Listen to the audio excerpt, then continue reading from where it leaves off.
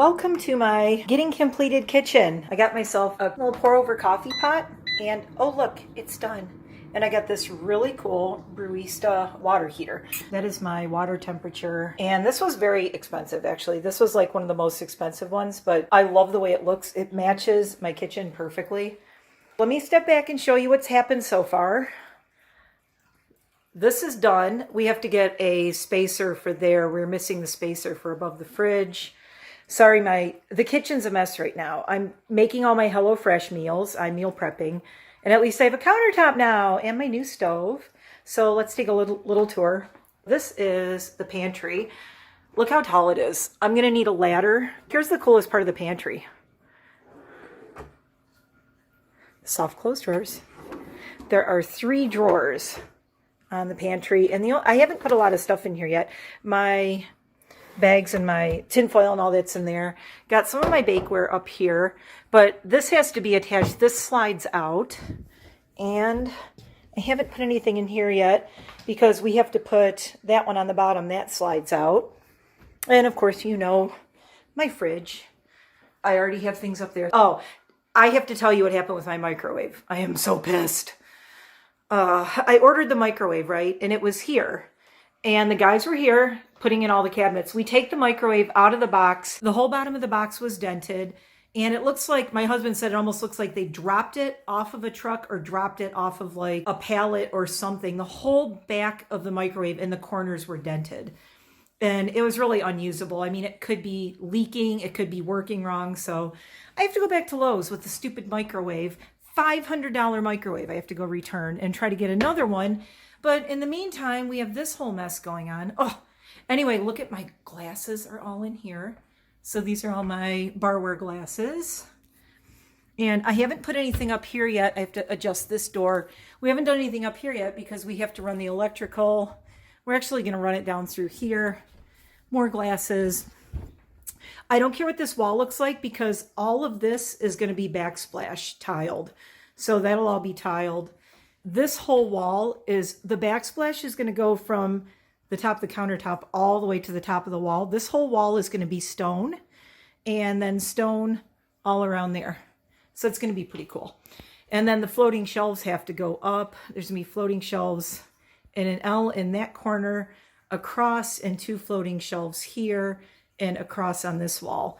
And then we'll do a pendant light up there. Anyway, look at the cool drawers though. These are huge.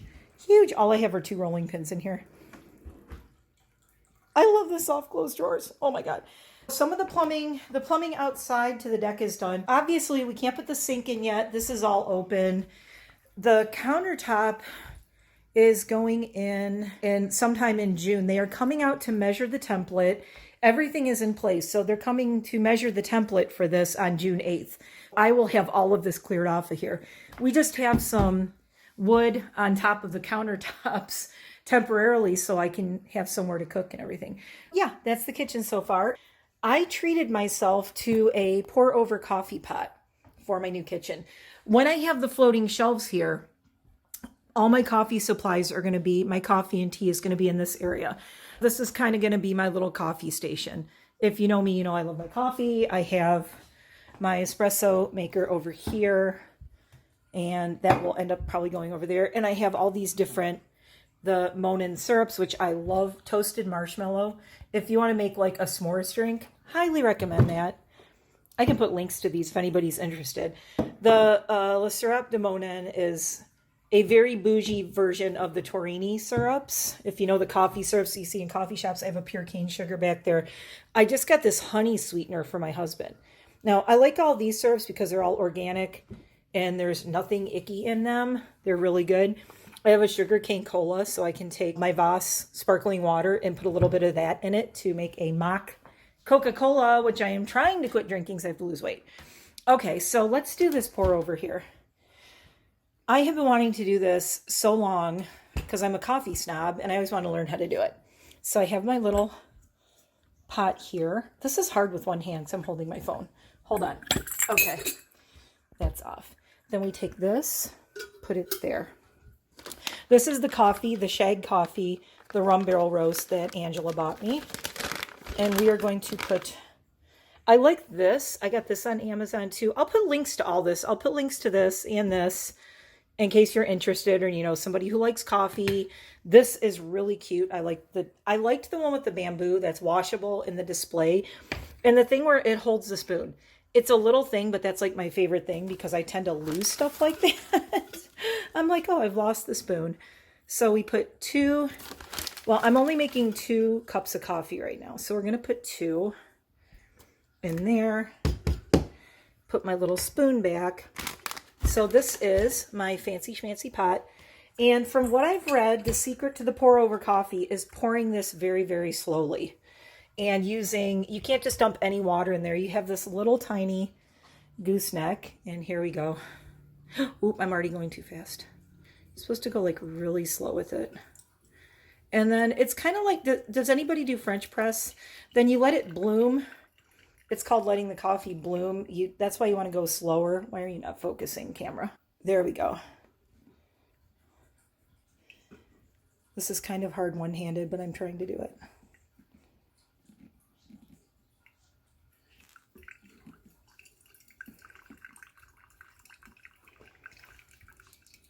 What I'm going for is, it's going to go up to 12 on here because I'm making 2 cups, 2 6-ounce cups. Now, I do have a fancy schmancy coffee scale coming that is going to be a scale that goes with this too. So what I'll do is I will weigh out the coffee grounds on a scale. For this, I'm not too worried. I have that spoon, and even in this book it says, you know, brewing pour over method, 6 ounces of water, 2 tablespoons of beans per cup of coffee. Oh, 2.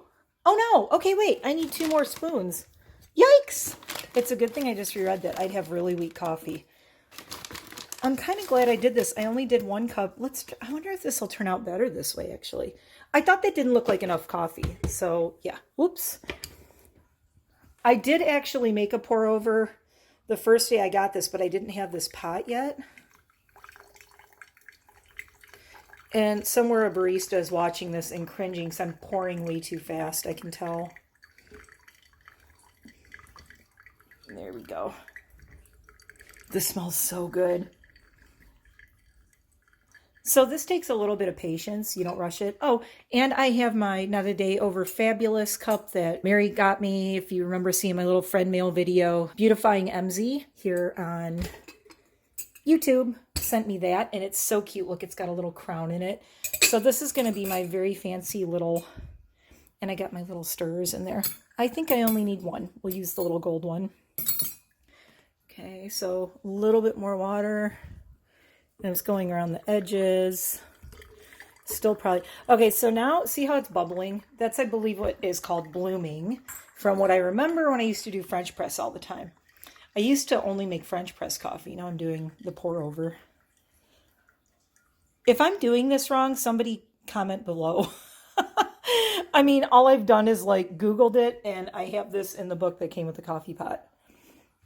The other thing that's nice about this coffee pot, this is hot, but the base of it stays cool, and this stays cool. So this is like 200-degree water, but I am pretty well in control. So I still have a little bit to go. We're not to 12 yet.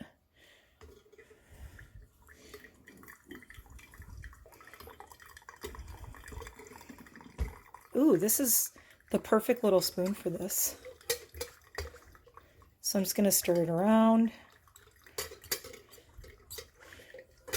Move the grounds around a little bit. This will be nice when I have a sink. Oh, we're to 12. I'm just going to give it a little tiny bit more just to... I don't mind if it's like... Okay, we're almost there. And let's put this guy back. The cool thing about this is this displays the temperature at all times. And this is a keep warm feature. So if I want to keep this warm, I can hit this. I guess the reason this is more expensive is not all of them have the keep warm button like this does. So we have, it does Fahrenheit and Celsius. This is a quick heat. You can hit quick heat and boom, it heats up. Plus and minus. These are preset temperatures, and this is a timer you can set if you're interested in the timer. So there we go.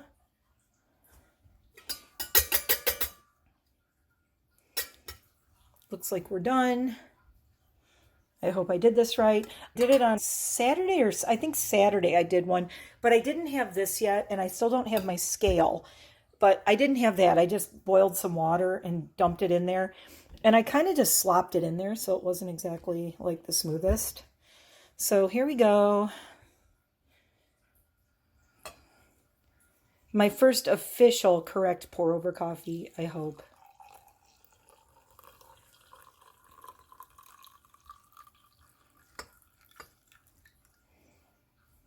Put this over here. Ta-da.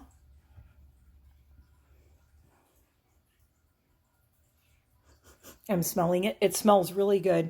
If anybody's wondering why I'm doing pour over, because I'm a coffee nerd, for one thing. And also, I just like you don't want to do a whole, if you don't want to do like a whole pot of coffee, like I have this big coffee maker, and I don't like just brewing a little bit. Okay, I have to run in my fridge real quick. Hold on. My fridge is like kind of a mess. We have this, I'm going to use, my husband didn't want to put any cream in his pour over coffee, but hold on. I look like a mess right now. Oh, that's good. If you don't want to make a whole lot, wow, that is strong. I'm kind of glad I added a little extra water. I'm going to add some cream to it because I have to have cream in my coffee. I have kind of a sensitive stomach, and a lot of times I can't do coffee with no cream. And there we go. And I have my little cover to keep it warm. There we go. My first pour over coffee. Ta-da! Let me know if you've made pour over. Let me know if it's just me. Am I being like mega coffee snob? What? But sorry I haven't posted a lot, but this is what I've been doing. I've been trying to put this kitchen back together. This is a whole bunch of food and stuff that still has to go in my pantry. Oh, I didn't show you so there's a Lazy Susan thingy here. The other thing that's hard is like I have like these really cool sushi plates and things. My baking supplies are down here, my food processor. You'll notice there are no handles on anything yet either. I need to order the handles for everything. They're going to match the refrigerator. They're going to be kind of round and curved like this. So we have to put all the handles on. But the biggest problem is I don't have my shelves up. And a lot of the things that I have here, like these cute little bowls and our big coffee mugs, and probably the syrups and things, they're going to go on the shelves. So right now, my dining room shelves are very overfilled with things. They have all this stuff on them, like, my little sugar cubes for tea, and I have honey spoons over here, all my teas. That all has to go on shelves. And luckily, I have these 2 shelving units. It's coming along. I am just beside myself thrilled with this. We are going to also redo the shelving here. And oh, look, this is not, SpongeBob did not die on my kitchen floor. This is not a blue tape outline of where SpongeBob dropped dead in my kitchen. This is probably where the island is going to go. Right now, I just have this console table that was down in my sunroom, and I needed something. I just don't know if this is going to be too big for this space. My designer said tape it off on the floor and leave it there for a little while and walk around it and pretend that it's there and see if it's going to be too big. I do have 3 feet between here. It's actually over 3 feet between here and here. But the problem is you want 3 feet. And if you pull this drawer out, like, see, if you pull the drawer all the way out, you're almost like standing and running into where the island's going to be. So it's probably going to come into that line and be this way. I don't know. But I'm trying to figure out the configuration. It is going to be the same exact cabinets as these. I want the open shelves on this side facing this way. So there'll be open shelves on this side facing out. And I could put my cookbooks and some other decorative jars and things there. I want more storage in this. And then we'll get the same countertop, or the countertop over here, and this will match. There's that new style where you can do an island that doesn't match your cabinets and your countertops, and it gives me anxiety. I can't with that. My living room's looking okay. It's still a little cluttery, but it's getting back to normal. It's getting there. Yeah. There's still There's still like empty jars and kitchen stuff and things in here that don't belong in there. But once we do this, we're also going to I'm going to take this little metal shelf down and we're going to put the big long shelves up here that match. The floating shelves are the exact same as my cabinets. They're made by the same company. Oh wait, well, I have one. It's over on it's right there.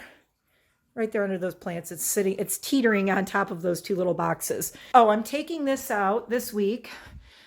This is getting ripped out. The window is staying, but I'm ripping out the window frame and I'm repainting. The molding around the window is going to change. It's not going to be the same molding because it just doesn't go. So I'm doing a different molding and painting it. It's probably going to be the same ivory as my walls over here. So it kind of brings it together because this door is also getting ripped out and we're replacing it with, it's a French door. We're replacing it with a sliding door, and that's going to be like white or ivory or something. This color, in case you're wondering, is called Toasted Marshmallow, and that's what's in my hallway. And so my hallway color, and that's my living room color. I like it because it's kind of a warm white, but it's not yellow. It's just enough warmth to it to make it not like a cold white. So yeah. And I'm just blabbering on now. So I'm going to go. I have to drink my coffee. I hope you enjoyed this little update on my kitchen. Sorry I haven't been posting a lot, but I've waited a year to have a kitchen and this is what I'm focused on for the moment. But I will try to post as much as I can every day. I will be back soon with lots of unboxings and reviews because I have stuff. I have more stuff. So that's it for now. Gonna go have my coffee. See you in the next one. Bye.